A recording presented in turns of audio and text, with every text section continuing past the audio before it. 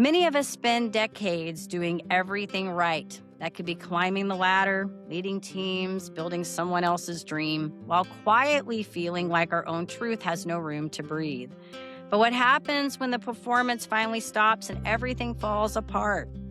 What if the messiest unraveling of your life turns out to be the most clarifying thing that's ever happened? We're all following this script of like what success is supposed to be, the milestones by, money and house and achievement at a certain age. I did all the things that we're supposed to do. The house and the car and the marriage, all the things we're supposed to collect. And like right around 2019,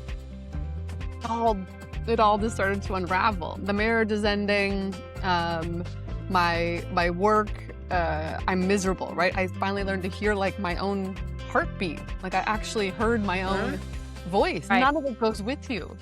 Right. None of Right. it.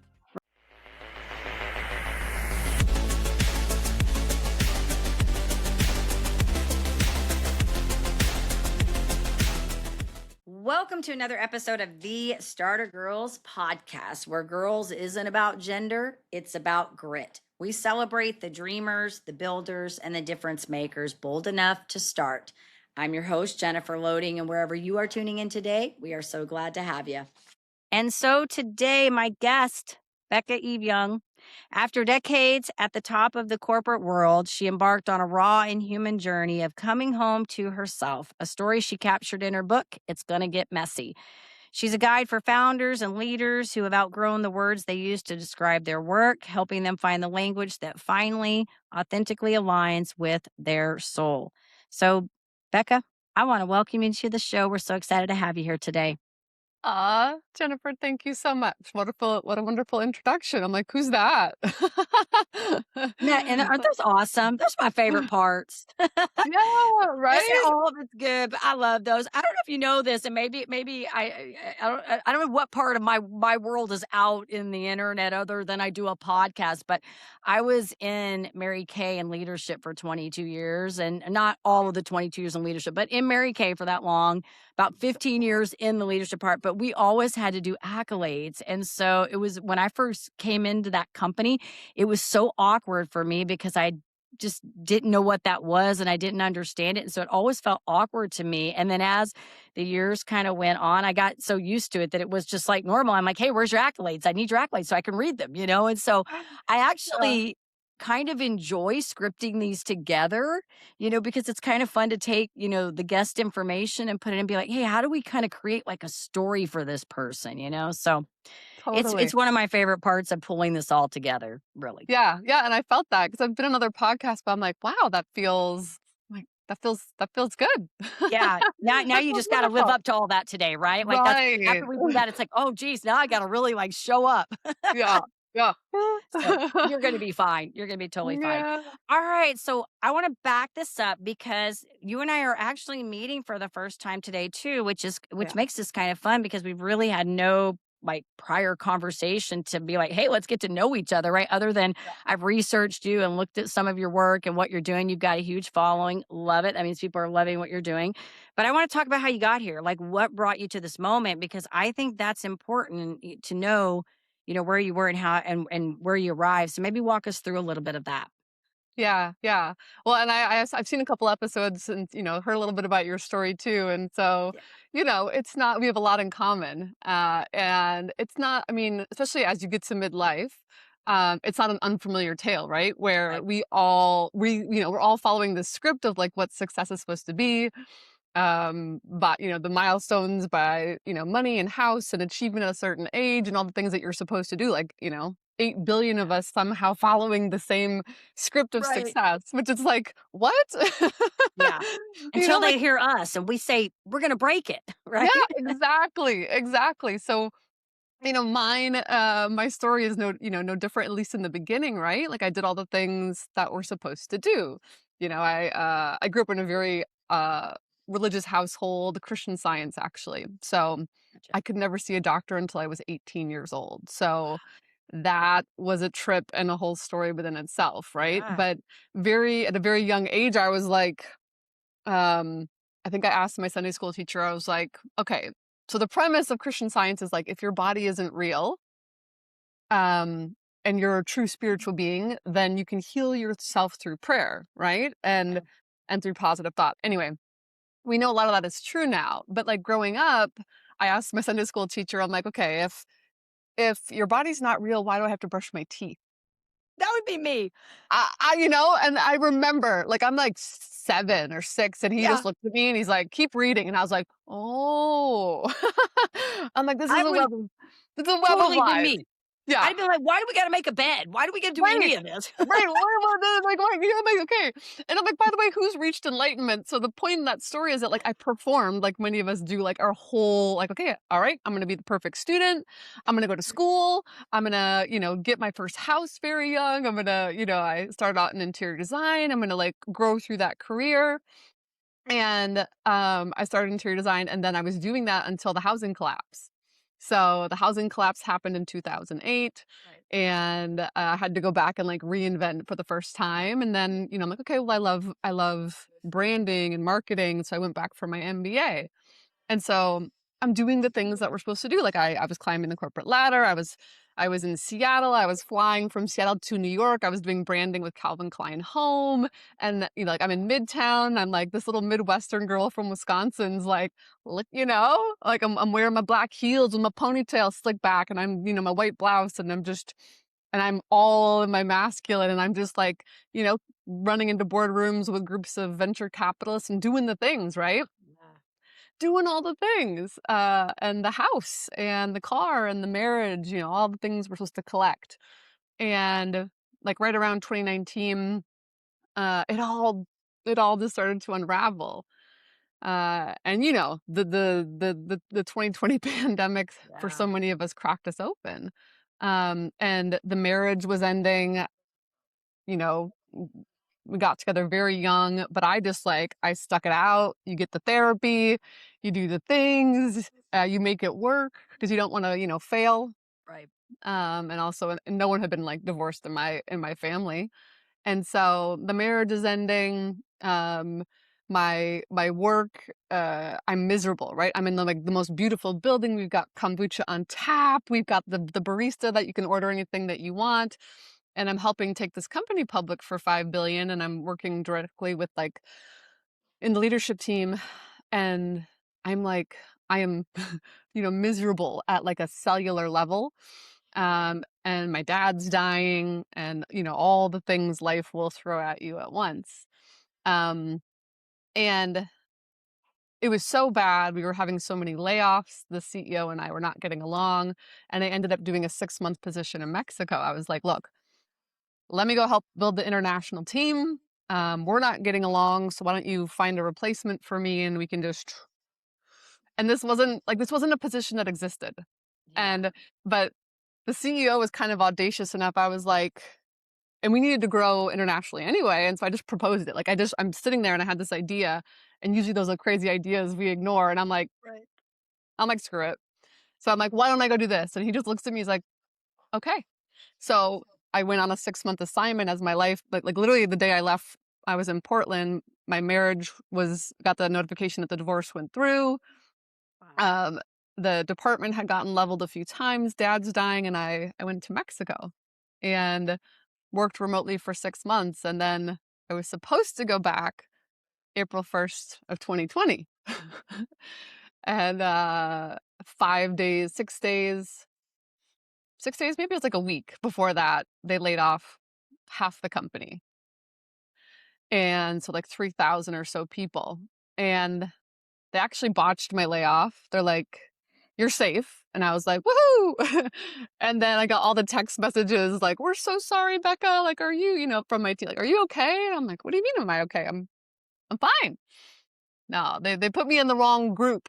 So Mm. then I found out on Monday that I had been laid off, but not a single person, said, hey, you're abroad. Literally, the border had just shut down. This was like the Right. very, very peak of the Yeah. pandemic.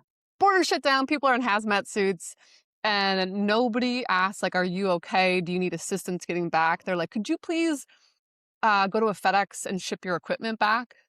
And I Oh was my like, gosh. I was like, so Yeah, those are you're my like, "Forget the equipment, I gotta go home." Right, right, right. So, like, that's one of those visceral moments, where you're just like, Yeah. "Mm." I'm like, "Come and get it. Come and get the equipment." So, um, you know, in many ways, we've all had those big life booms where they all just happen at once. Yeah. Um, but literally I couldn't leave. So I ended up, because all my stuff was in a pod in Portland, and I didn't have a home to go back to because we had just, divorced. There was no one was like showing apartments, and I had a place in rural Mexico, literally like in a dirt road town with like some chickens and um like a tiny market with 5 shelves and myself in a tiny little one-bedroom palapa with like, going from like my gourmet kitchen to like a palapa, a tiny little stainless steel sink, no washer dryer, no dishwasher, and just a hot plate for my stove. And that is where I quarantined for 4 months during the pandemic. So, yeah. So sometimes Yeah. life blows up and sometimes then life really Yeah. blows up. Yeah. Yeah. I'm imagining this. I'm trying to picture all of this right now. That's probably why you're seeing my face is kind of like, yeah, this is Yeah. quite the journey. Yeah. So yeah. So I mean, so everything just unraveled, and looking back, of course there's always gratitude for it. Sure. But in the moment, it's like I'd never lived alone in my entire adult life. I went from my parents' house to my college roommates to, meeting my husband when I was 23. And so I'd never been alone. Um, and for the first time in my life, like everything went silent. I didn't have a TV, like there was just nothing. Uh, and I I think for the first time, I finally learned to hear like my own heartbeat. Like I actually heard my Mhm. own voice. Mhm. And I spent that time, meditating. I was fortunate because there was just nobody, so I could go for like long walks during the day. Because there was just really nobody around. And Yeah. along that path, as we do in life, people give you things to read, and um someone gave me the kind of like the classic, awakening book, Eckhart Tolle, The Power of Now and A New Earth. Everyone, those are like the guidebooks for Right. that, and I'm reading those books, I'm alone, I'm like, Hey, you're here. So, first of all, thanks for tuning in today. And since you're already here, you're probably going to want more of this. So, make sure you check out startergirls.com. That's where you can catch up on any episodes you may have missed. Get signed up for our newsletter so you can stay in the loop on everything we've got going on. And if you're looking to go a little deeper, you can also check out our Starter Girls Insider community. That's where we take these conversations beyond the podcast with tools, workshops, and real conversation so you can take what you're learning and actually start applying it. So, as I always say, head on over to startergirls.com and do your thing. I'm meditating, I'm, under the sun in this like outdoor shower, and I just realized and felt viscerally how much life I had not been experiencing, just never present for. Like Right. 48 states and like 50 countries and all these things. And I'm like, I was just so busy and so scheduled and so go, go, go. And so following that societal script that we're all reading from, I never just popped up and said, like, is there another character that I could play? Is there Right. another, is Right. there another script is there like a unique script for me? um, Yeah. Yeah. So it was just it was a lot of solo time and listening within, and just a lot of the path that I had built, all of it just leveled at once. Yeah. All at Yeah. once. Um and so I think I quarantined for about 4 months, and eventually in August, like, the airport and the borders opened up enough, so I hopped on a flight. There was, like, me and 3 other people, and I went back to Portland, and I was in the air, and I was, like, landed, and Portland had been, pretty pretty much a hot mess during the pandemic. There was all the Right. riots that happened downtown. Like, it Yeah. was literally just boarded up. There was graffiti everywhere, like, it was just a disaster, and I'm like, "This isn't it."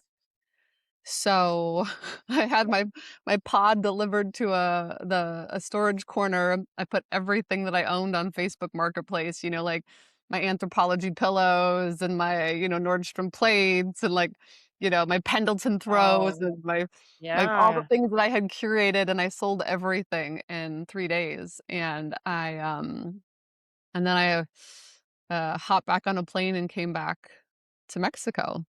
Wow. Yeah, yeah, and everyone's like, "What are you doing? Like, why are you going back there? Like, I mean, do you have a job lined up? Like, whatever." And I just all I knew is that something like the very core of my being was like, "Go back." And I don't think I would have heard that voice had I not had 4 months of practice of, like, meditating and journaling and listening and being in nature and not under a bunch of LED lights and just Mhm.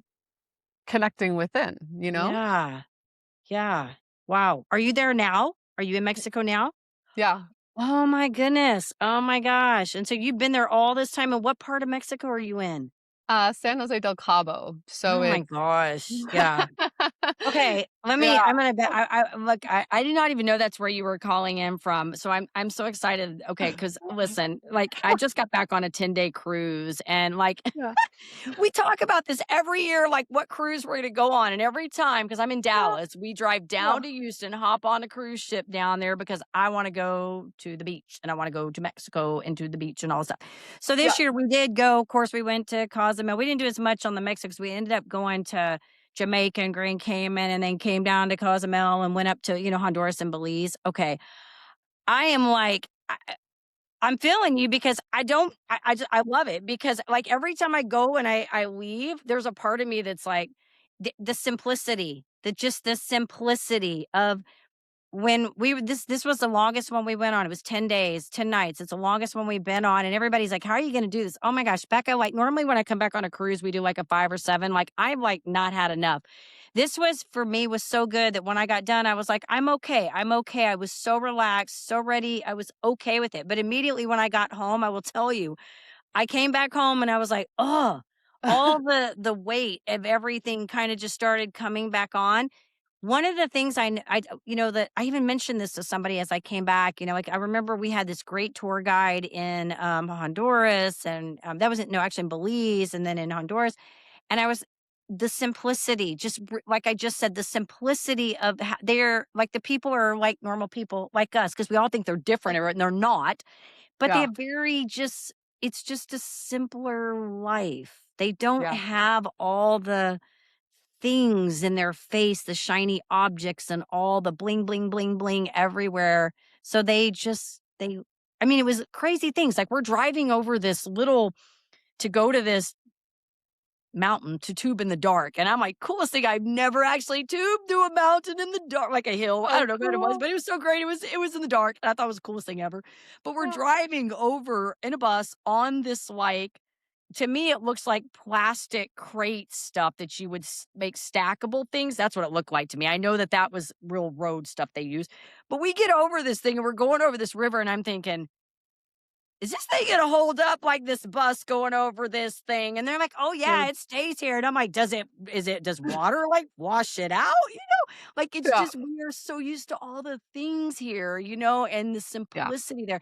And I actually brought up, I'm like, talk about like diseases and all that things. I'm like, do they have like ADHD, or do they even talk about that over there? Do the people even have to deal with all this stuff? Because they don't live those lives. They don't live the same chaotic, you know what I mean? And Yeah. so I hear you when Yeah. you're saying it, because I'm like, sometimes I'm just like, man, I think it'd just be so cool to do that. Like, just get rid of it. And I've known other people that have done that too. Same thing. Just Yeah. sold it Yeah. and taken off and gone, Yeah. So Yeah. yay And you. well, and that I mean, because like I had like I didn't realize it until I was in the middle of it, but I had this desire in my 20s and early 30s to like to live out of a backpack, like some of many of us do. Or like, oh, I just want Yes. to adventure. Right. And I'm like, Yeah, I just and also being, like, a lover of, like, design and objects, like, everything that I, like, curated in my house had, like, such meaning, you know? Sure. And I'm like, so selling it all and literally just having, like, 2 bags that could fit in the back of my 4Runner, um, like, yeah, it was so freeing, like, I was like, it was just so freeing to not, because like, I had had a house and a rental house and all these things, and it was just constantly, like, the yard and the upkeep and the stuff, and it was just so freeing, and the funny thing is like, we think, like, externally, okay, I'm going to New York and I've got the gourmet kitchen with the wolf range and the beautiful townhome and, the MBA and, like, look at me. And I kid you not, once I sold everything, I'm living in this palapa with, like a little hot plate outdoors, like, sending pics to my Sure. friends. They're like, "That's so freaking cool." They're like, "Oh my god, you're such a badass." And I'm like, "What, this?" I'm like, "This?" I'm like "Oh my god." I'm like, I'm thinking, like, all this stuff is, like, so, impressive. 'Cause, like, so much of us, like, in our life, we're performing and we're thinking, like, "Look at Yeah. what I'm accomplishing," and, like, "What are the optics of it?" And everyone's like, "No, dude, that's it," And I'm like, Mm. "Huh." I'm like, "Wow." So, the culture in the US is very much that, like, because I've been down here 6 years now. When I Yeah. go back and I walk into, like, a Target, I literally am just like, "Oh," it's like, it's viscerally stress It's inducing. a lot. It's a It's just lot. Yeah. it's so much, and all, like, the aisles that just go for forever, and, I used to love me some Target, and I still do, but, like, I just need to get in and I gotta get out, you know? That's Like me every day. Seriously, Becca, like, I'm, like, totally I hate going in the store. Like, get a Walmart, any of them. No, I don't even want it. So I can hear you, and I'm around it every day. So, Yeah. but you know what? Yeah. My kids, my 2 so my middle child is a traveler, and so she's been to, like, Japan and Thailand, and every year in spring, she saves her money up and she goes on this, like, excursion because she's kinda like that, wants to travel. My oldest was in Paraguay, I guess last summer for 30 days. And we were Oh, talking about that because she would go to the store and I'd be like, what's it like there? And she's like, it's different. It's just, and it is, it's so strange when you see that because like we would go and we look at these places there and I'm like, it's just different. People are a little more relaxed and less, intense about things. And here we're yeah. like, we don't get our package on the right day. We're all mad at the Amazon or they overcharge us at the Target. We're freaking out about, like, Yeah. Yeah. Well, and it's a thing because, like, ADHD, not a thing. When yeah, I during the pandemic where I was, it was literally, like, 5 wood shelves and, like, some dented fruit and, like, some tortillas and, like, the meat that's out, like, raw, like, yeah, nothing's refrigerated. right. And, like, I was like that, so I'd have to my fridge was like a little tiny college fridge, so I'd have to go get food, like, each week to kinda, like, Yeah. come back and, like, provision, if you will. And so by the time I came back, it was just like it was like, even the grocery stores. I'm like, what in an entire aisle for cereal? I'm like, you gotta be what? Like, what are we Yeah. doing? And a lot of my Mexican friends here, they do not understand when the gringos freak out because Mm, there's no urgency culture. There is no, like, everything's usually mañana, and we get like, it has been such a practice in patience and letting go and acceptance and not rushing and allowing it to, like, just just unfold. yeah. Now, granted, America, there's a reason though too that it's been able to build what it's been able to build. Right. And, like, Right. so there's my car took 4 months to fix down here and it was always Yeah. McDonald's. So there's that, right? There's the Sure. trade-off. Right. But overall, there is, like, the biggest difference I've noticed, because part of this journey was also for me learn to surf, which I didn't realize I always wanted to do my whole life. Wow. And when I'm in the lineup now, I know it's somebody visiting from the States because the first question out of the mouth is, "What do you do? What do you do for a Oh, living?" yeah. And my surf lineup friends here, who I've known for years, have like, I don't. I don't think they know. It's just They're just not like, "You're even. living life, having fun." Yeah, they're like, they just don't even, they're one day, I think it was like 5 years later, "What do you do?" Yeah, yeah, So right. it's like, it's such a flip. It's such a totally different mentality, and yes, there's, the pros and cons to both, but overall, the pace of life and the willingness to be present and the importance of family and community is, there's no white picket fences separating, like, Yeah, neighbors help neighbors, it's a it's a different way of being, and I didn't know when I sold everything, like, why I didn't know why I was coming back because I had spent 4 months alone, in the yeah, desert with really talking to almost no one, but it was just that, like, it was just a visceral knowing. It was just a pull of, like, I just yeah, in my body, I felt at home, yeah. and I'd never felt that anywhere else in all the places I'd traveled. Oh, I love it. You're giving me chills. It's like it's so awesome. I just think it's awesome. I think if you have an opportunity to do that, and it is so interesting because I run this networking group here, and we always talk about when we go into networking groups, immediately the thing we ask is like, "What do you do? What do you do?" Everybody wants to know, "What do you do? What do you do?" And it drives me crazy because Yeah, like I say this, and it really is completely different to what you're saying, but it really adds on to the point about how we are culturally, right? How we're driven and wired here to perform all the time because like I have like this whole thing about like I when I go networking, if somebody just starts passing their business card out, I'm done. I do not care what you do. If we're not going to sit out, if we're not going to, if I'm not going to get to know you, you're not going to get to know me. Chances are we're never going to do business together anyway. So why are we even doing this? I mean, to me, this is stupid. It's totally. a waste of time because I'm not surface level, and I hate surface level conversation. Same. It's a waste of energy. I mean, and I think Yeah, we spend a lot of time really going through life and checking things off of list instead of really looking at the grand scape of things, which is it's so yeah, hard. I don't know if it is maybe not now because of where you're at, but for me, it's extremely hard to even live in this space because I feel like everybody's like that. It's really hard to get to know people. And it's even like when I do, like when I do this podcast, I've interviewed so many people. I mean, I've probably interviewed over 600 people. I've guested on other shows. I mean, between all the people, it's a lot. And personally, I believe everybody that's been on my show is my friend. I think everybody's my friend. I don't care what part of the world you're in. I don't care where yeah, you grew up. I don't care how much money you made. I don't care what religion you study. I don't care your sexual preference. I don't care about any of it. If yeah, I like you and you're a decent human being, I like you, you're my friend. Okay.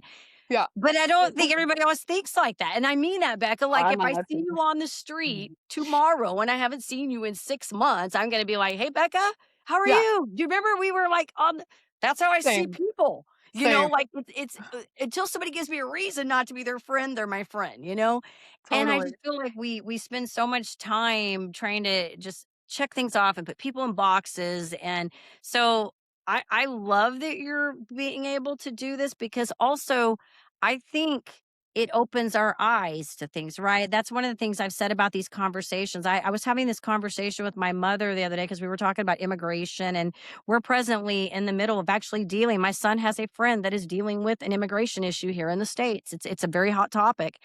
Yeah, And I said to my mom, I said, I would have never, I had a very different view about immigration until I actually got involved and started witnessing some of what this person's going through.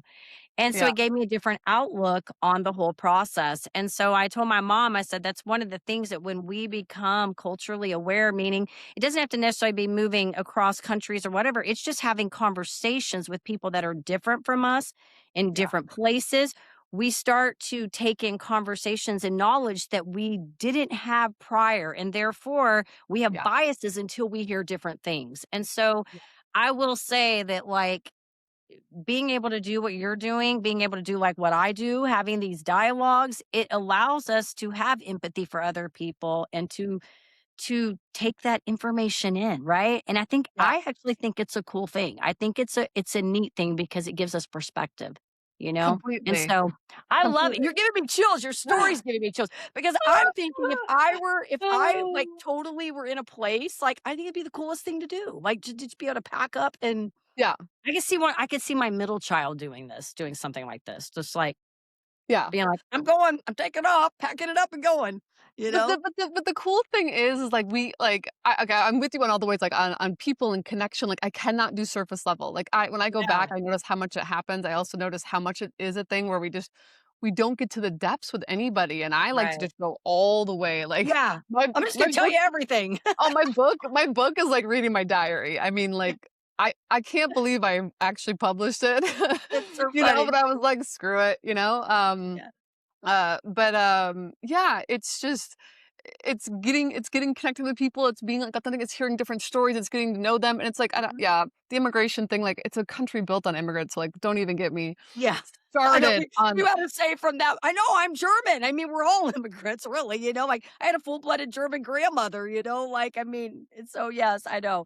But it does, it really allows you, like, I even interviewed a gal here a while back that was from, I think Czechoslovakia, and she went through a whole case, through the court system here in Texas where a judge actually she was a school teacher. Went into medical and ended up being like teaching, I think, chemistry at a school.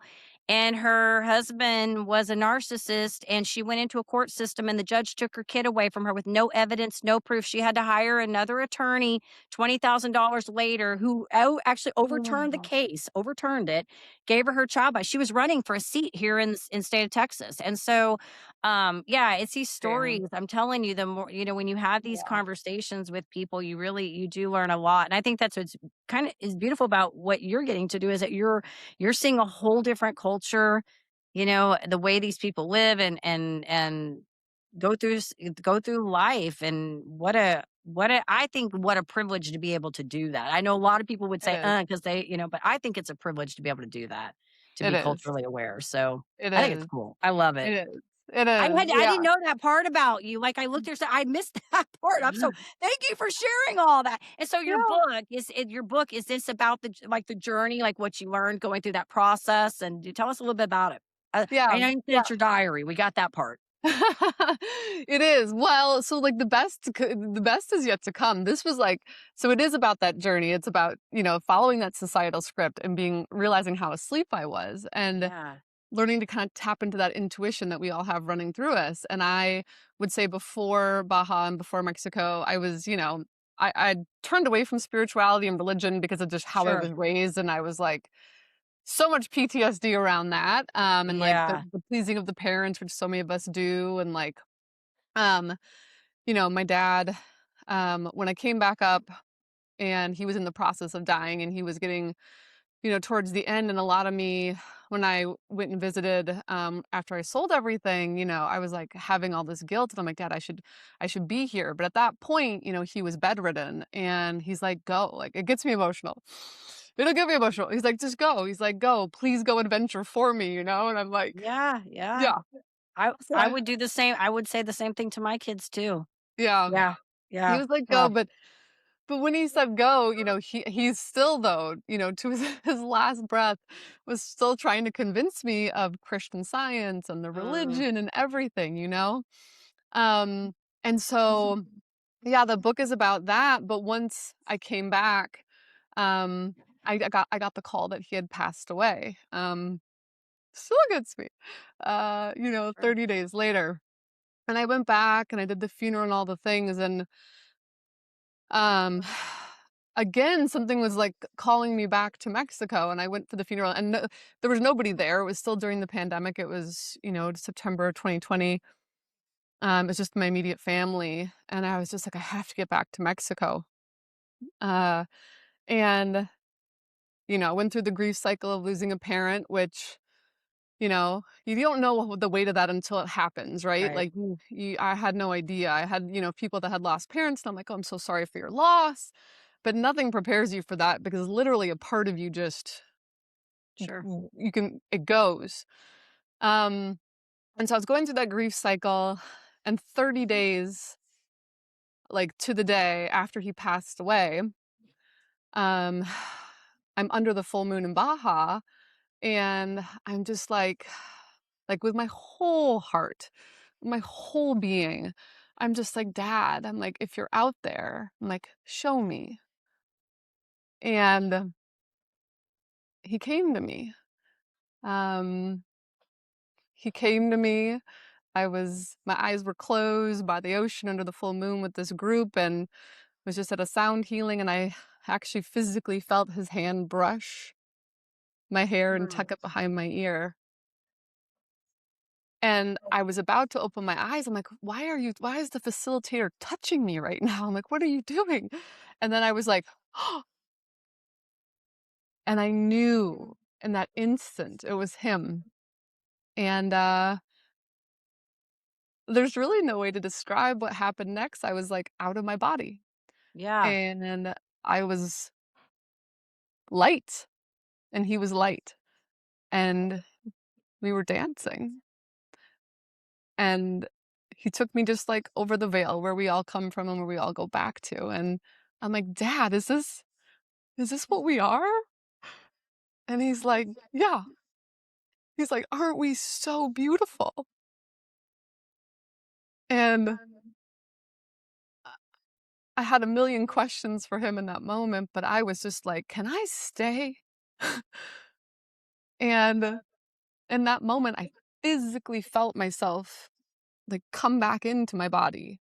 Mhm. I felt myself come back in. My ears are ringing. I'm looking around. It's like I'm looking through a globe and I'm just sobbing. Like I'm sobbing from just uncontrollable joy. And I'm like, oh my God.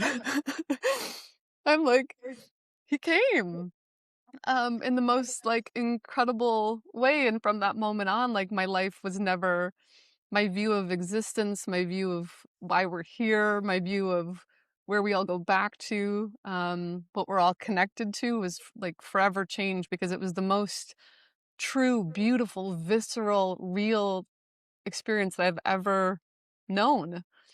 And there was nothing but love. Yeah. All of this, all the things that we cry in the shower over and we fret over Mhm. and the list that we check, Right. none of it goes with you. Right. None of Right. it.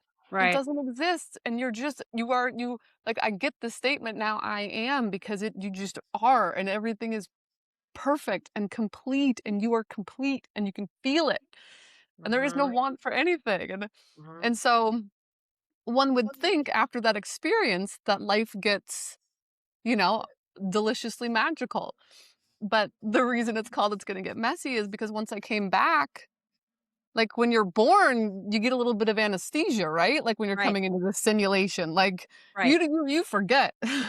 Right. Right. I had open heart surgery, but, like, I was conscious for it, and so I came back Yeah. in and I'm like, "What the like, what do you mean I gotta there's current? What's currency?" Like, I was just so upset about the system, about all of it, that I things got messy. And I Gotcha. had to figure out how to exist, Right. here Right. with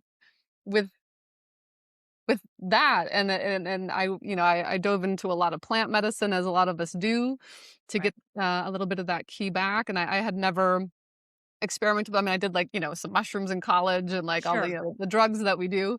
Yeah. But I go through a lot of quite a few different really powerful, incredible plant medicine ceremonies, one of the strongest, psychedelics on the planet. And I through that process, I connect back to where he took me to, Mhm. and I connect back to my knowing, and I'm able to reintegrate. And there's a lot of things that I learn along the way of, and I kind of like, it's a memoir, but it's really helping like people come with me and say like, this is, when we do these things in life, when we betray our inner knowing, when we do these behaviors, like this is what it looks and feels like, and this is how you cannot do that. But I do it in a very messy, Yeah. raw way, Sure. Um, Sure. and so it's through that whole process and really coming back to um that inner knowing and like how to live here and what the purpose of living here and expressing and um all of us being connected to that one source, that one energy, and having Mhm. love and compassion and understanding for what we're all going through and why we're all here and the whole mess of it, the beautiful mess of being human, Yeah. and connecting back into that. And once I was able to do that, and like meditation and 10-day Mhm. silent retreat and all the things, um, I kind of learned that this was always the path. And then I see the keys all along the way, and then even the agreement with my father, it was always written, and so Yeah. I had You to, just had to get there. You just had I, to work your way through all the stuff to yeah. get to it. So it's dedicated to Yeah. him, and it's like, Yeah. so gets me. Sure. Yeah, like This is co-written with him. such this is such a like, you're giving like, the whole story is just, like, to me, is just incredible because it's like you hear people talk about these stories of like near death experiences or, like, or you'll hear people have these dialogues. Like, I don't know if you caught the episode where I was actually talking about Eric Dane, from Grey's Anatomy. He just passed. Yeah. And he did a Netflix, I forgot what it's called, Last Words or whatever, where he did like they interviewed him and then the interviewer left the room and he basically talked to his daughters at the Oh, end. And I loved Grey's Anatomy, by the way, yeah. and, back when it came, I mean, that was my show, I love that show, Oh, but yeah, me anyways, I too. watched that. I turned that on Netflix one night, and I did that really I had no intentions of watching that, I just said, "Oh, I'm gonna check this out. This is Eric Dane, I remember him from Grey's Anatomy, I'm gonna check it out." Well, I got sucked in immediately, I put it on, and I was like, "Okay, that's it, I'm sucked in." So I get to I'm watching this whole interview, and I'm realizing how, like, deep of a person he really is. He had gone through trauma, and he's having all these moments where he's coming up with this really deep stuff. But at the very end, when the interviewer leaves, they give him the floor to basically talk, what he wants to say to his daughter. And he's talking Ooh. about, living in the moment and all basically this conversation that you and I are having right now. It's basically, he gave him like three things, but it's Oh, basically this. And my husband was sitting on the chair like next to me at the time. And I watched him over there. I think he might have been even kind of tearing up, but I was kind of, and I don't cry very often. Like, I usually, when I cry, I'm really mad or it's like a kid's hurt or an animal or something. But I started catching myself tear up. And the reason was, Becca, is because I turned to my husband and I said, most people, they have these epiphany moments when they're on their deathbed. They realize at that moment, somewhere along the way in their journey, that they have regrets. And they say the same things. It's to live in the moment, go after things, be persistent, and then the things that you want, take the people in with you that are, all these important things, right? And I yeah. realized when I was watching this that I had Mm, that moment, but I didn't have it on a deathbed. Like, I had the privilege to have that moment not on a deathbed. I thought it was a deathbed, but it wasn't a deathbed. And my yeah. point to that is, people, whatever they call people, light seekers, whatever it is, those of us that have that opportunity, I think to be able to wage through these things. And it doesn't mean that we don't ever have these hard things that are, I mean, we continue to have things. I continue to have things. And I'm like, why?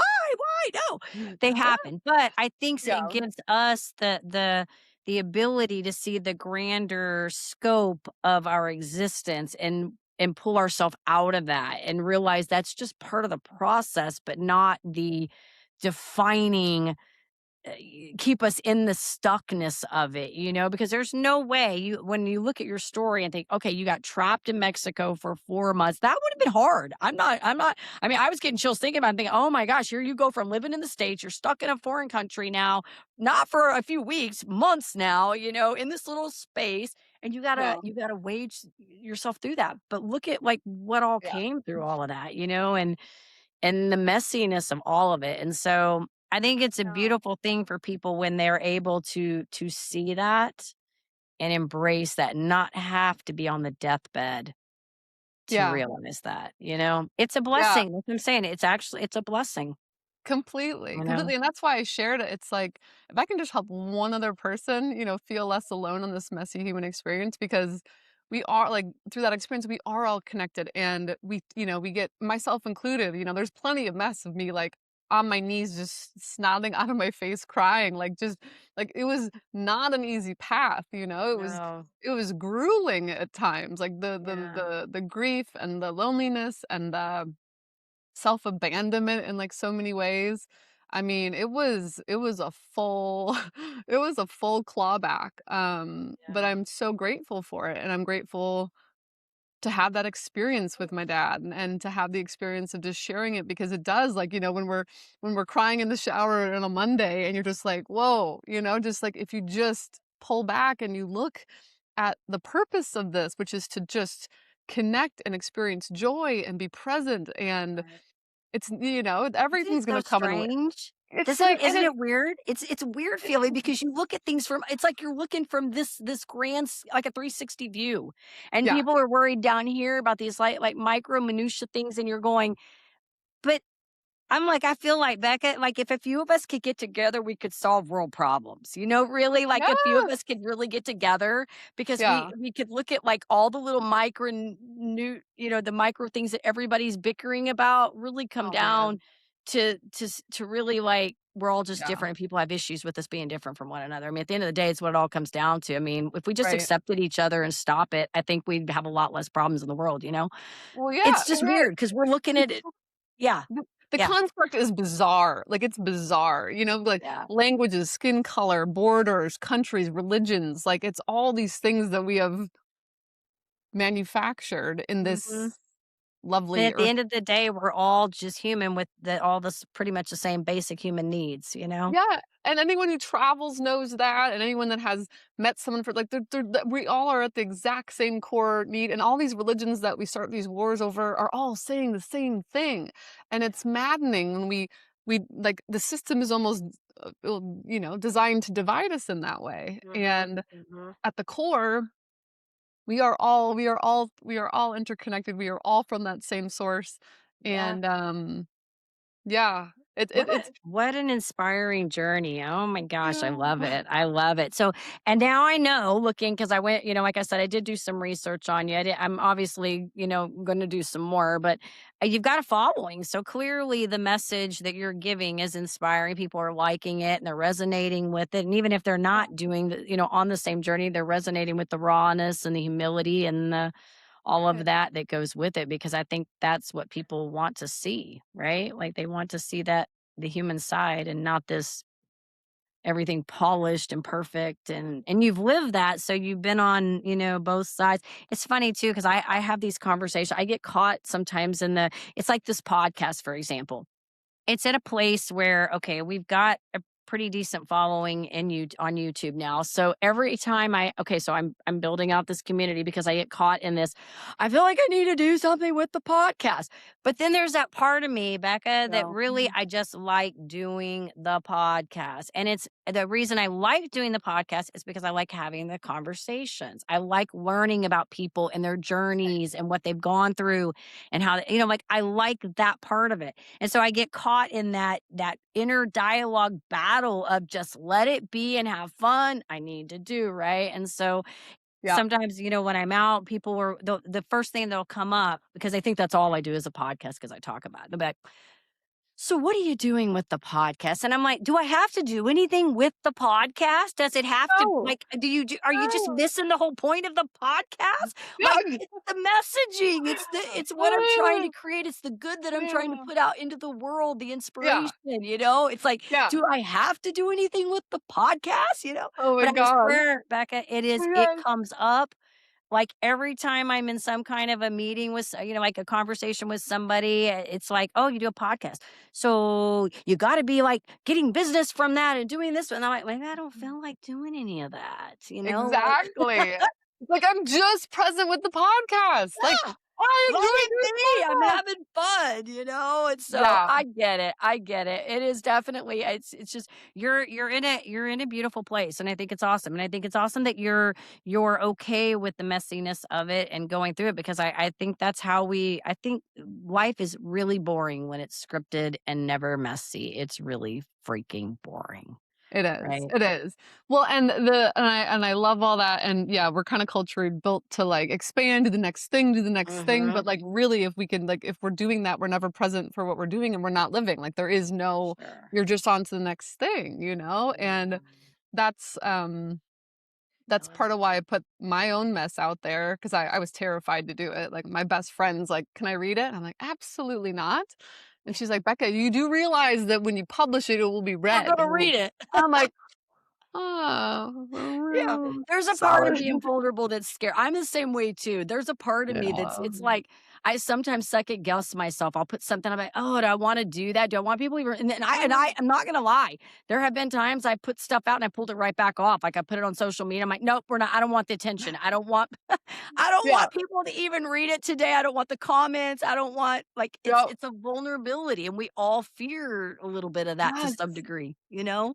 But I have to say, so, like, when you do that though, because that was my fear, like, and I swear to God, I feel like God, source, universe, whatever, gave me a little bit of amnesia or something and just allowed me to put it out there, and then people Yeah, will, I've gotten emails and notes and letters about just like, "Oh my God, you just me too," and, like, you just shared, like, you put this yeah. into words and showed me how to look at it, and so there hasn't been a single person that's come to me and been like, "Oh," like, They don't. That's what I'm saying. It's us. It's our it's it's us. it's It's us. us. Everyone's like, "Yeah, Yeah. me too." Like, and It's a we little don't this voice is in there that, the voice, but we don't share mm, our mess, right? We don't share our yeah, mess, and everyone has it.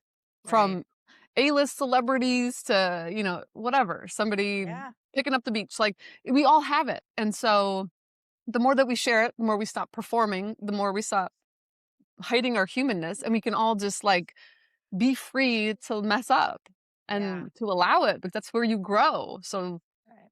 So true. so be I would messy. love to ask you, this is one of my favorite questions, and I want to hear what you say with this because I think this is going to be so fun. So, where you are at this stage of your life, how Yeah, do you define success? What does that look like to you at this point? What's that being mean pre to you? being present, being I really feel you were present. gonna say that. Yeah, I Yeah, love that question because it's so fun to ask that question I because love that question. it's different, right? Like, it's different, and some people you'll hear kind of some resonating similar things. That's probably what I would say too. I would say being fully present, you know? There's Yeah. nothing fun about being on autopilot, Yeah, and and just going through. Yeah. living, like, just for me, like, living exactly how I wanna live, like, Yeah. just living the life that feels good to me and not worrying about what it looks like or makes sense to Mhm. anybody else, Yeah.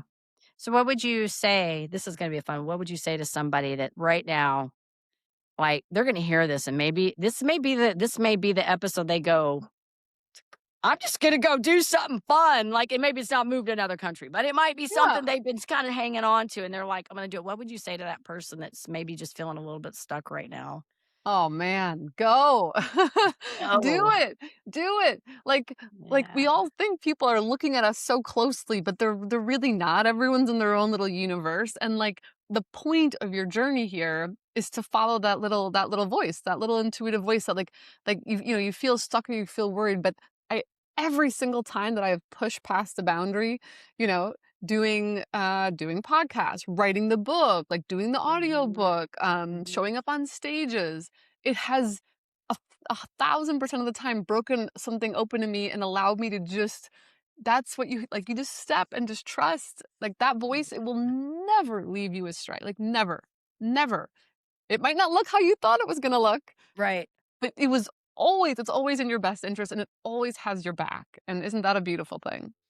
Yeah. I love it, Becca. Well, I love your story. I'm glad that we got connected finally and you were able to get Yeah. on here and share it. And I'm hoping that, somebody listening this today will either one, reach out to you, follow you, connect in some way, get the book, or maybe just even be inspired to do something that maybe they've kind of been sitting, on the fence and not moving with. So if somebody listening wants to connect with you, reach out, where do we want to send them so that they know the right place? Yeah. BeccaEveYoung.com just has the links to all the things. Everything. Yeah. Cool. We'll make sure that, when we get the show notes put together, we'll get it in there. We usually on the video, we put a little for the people that wanna actually see it on there, we put it on there as well too. So they'll have the hear it, see it, all the things, writing, all the things. So Yay. thank you for coming on here today and making time to share, and I'm glad, like I said, that we got connected and we're able to do this today. It's been Me fun. too. It's been Yeah, super it's been fun. yeah. And of course, my listeners, we appreciate you. We love you. Thank you for tuning in. We hope you found this episode both inspiring and informative. And of course, like I say, follow Becca. I say this every week. Follow our guest. They're awesome humans. And if you like the show, of course, you know what to do as well. Hit that like, subscribe, share, comment, all the things, so we can keep sharing all of this awesome content with you. And here's my favorite part at the end. As I always say, in order to live the extraordinary, you must start, and every start begins with a decision. You guys take care, be safe, be kind to one another, and we will see you next time.